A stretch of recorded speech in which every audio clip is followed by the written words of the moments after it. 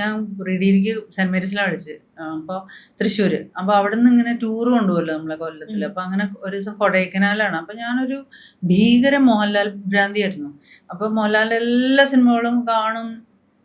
അങ്ങനെ തലേദിവസം ഈ ടൂറിന്റെ പാക്കേജിന്റെ ഒരു ഭാഗമായിരുന്നു സിനിമ. തലേദിവസം ഞങ്ങൾ പാലക്കാട് നിന്ന് താളവട്ടം എന്ന് പറഞ്ഞ സിനിമയാണ് കാണിച്ചത്. അതില് മോഹൻലാൽ മരിക്കുകയാണ് ലാസ്റ്റ്. അതോടുകൂടി ടൂറിന്റെ എല്ലാ ഇതും പോയി.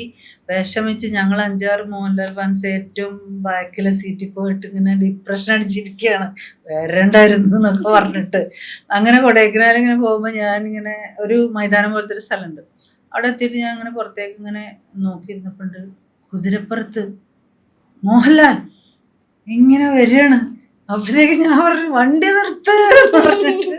അപ്പൊ സിസ്റ്റേഴ്സ് ആരോ കൂടെ ഉണ്ടായിരുന്നു. ഞാൻ വണ്ടിന്ന് ഇറങ്ങി ഓടി. വണ്ടിന്ന് ഇറങ്ങി അതിലൊക്കെ ചാടി മൈതാനത്തേക്ക് ഓടി ചെന്നു. അപ്പൊ എൻ്റെ കയ്യിൽ അന്നത്തെ ഒരു ഓട്ടോ ഫോക്കസ് ക്യാമറ ഉണ്ട് മിനോളുടെ, അതുകൊണ്ടാണ് ഞാൻ ഓടിയത്. എന്നിട്ട് ഞാൻ ചെല്ലുമ്പോൾ മോഹൻലാൽ ഇങ്ങനെ കുതിരപ്പുറത്ത് വന്ന് അവിടെ നിൽക്കണം. അപ്പോഴത്തേക്ക് ആൾക്കാരൊക്കെ വന്നു കേട്ടോ, സെക്യൂരിറ്റി ഒക്കെ ആയിരിക്കും, നമുക്കന്ന് അതൊന്നും അറിയില്ലല്ലോ. ഞാൻ ഇങ്ങനെ നോക്കി നിന്നിട്ട് എന്താ പറയണ്ടേന്ന് അറിയില്ല. അപ്പൊ ലാലേട്ടൻ ഷൂട്ട് ചെയ്തോണ്ടിരിക്കുക.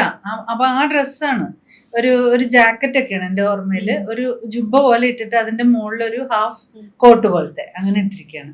എന്നിട്ട് കുതിരപ്പുറത്ത് ഇങ്ങനെ വരികയാണ്. അപ്പൊ ഞാൻ ഫോട്ടോ എടുത്തോട്ടെ, പിന്നെന്താന്ന് പറഞ്ഞ് കുറെ ഫോട്ടോ എടുത്തൊക്കെ എനിക്ക് ഓർമ്മയുണ്ട്.